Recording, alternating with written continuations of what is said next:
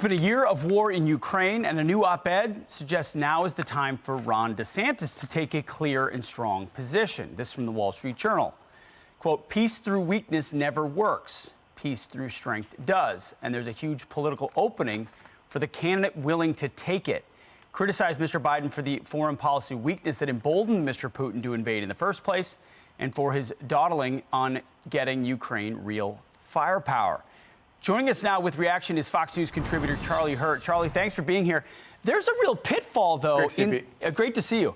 Inside the Republican primary, if Ron DeSantis were to take a almost Biden-like approach to win the war in Ukraine, considering where Republican primary voters are and the stance that Donald Trump has taken as well. Absolutely. And, you know, if you step back and think about it, it's a pretty low bar. You know, if your primary purpose for foreign policy purpose for running for president is that you want to engage in war in Ukraine, you ought to be able to explain it to the American people. You ought to be able to convince them. So it should be the first thing any politician does. And of course, Joe Biden has failed to do that. You know, you don't have to believe that there isn't any reason for us to be in Ukraine. The important thing is you need to get it's not a matter of whether or not the American people are on your side or not. It's, are you on the side of the American people? Yeah. And you need to get them to where you want to be. And Joe Biden has sort of thumbed his nose at it. The even bigger problem for Ron DeSantis, and I agree, it's sort of a touchy subject for him, or it has pitfalls, as you said, which is perfect. The real problem, of course, is that he's running against a guy who has dealt a master class in strength, peace through strength. Yes. And that was Donald Trump. Donald Trump's entire foreign policy, and this idea that people are trying to portray him as an isolationist, he wasn't an isolationist. He was the first president to go to North Korea. He negotiated with the crazy crackpot dictator there. He went to Mexico and said, look, Mexico, we give you a lot of foreign aid. If you don't stop these people coming across our border, we're going to quit giving you money. That's not isolationist. That's peace through strength. Yeah. And so you've got, Donald Trump standing here saying, look, this is a nightmare. We need to negotiate peace. I would argue that that's not isolationist, but it does present real pitfalls for Ron DeSantis, as you point out. You mentioned Donald Trump, the front runner. Here's what he said on Tuesday about what's happening in Ukraine. Watch. World War III has never been closer than it is right now.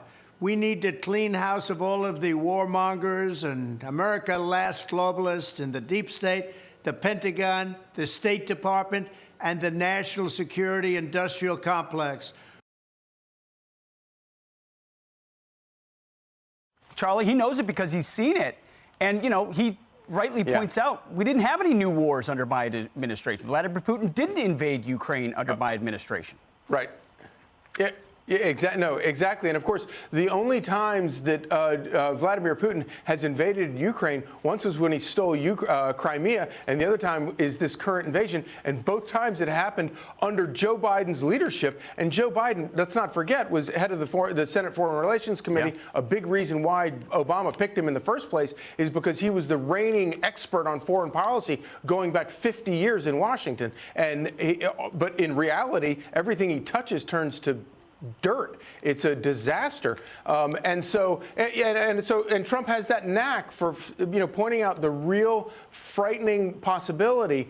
I will say this, it's kind of interesting, the reverse between the Iraq war and the Ukraine war. With Iraq, Democrat politicians were divided because, remember, John Kerry and Hillary Clinton, all of them voted for the war and then turned against it when it suited their politics.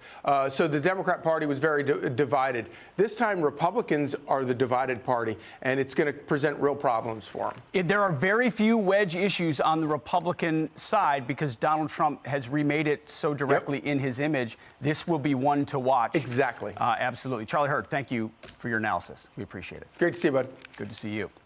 I'm Steve Doocy. I'm Brian Kilmeade. And I'm Ainsley Earhart. And click here to subscribe to the Fox News YouTube page to catch our hottest interviews and most compelling analysis.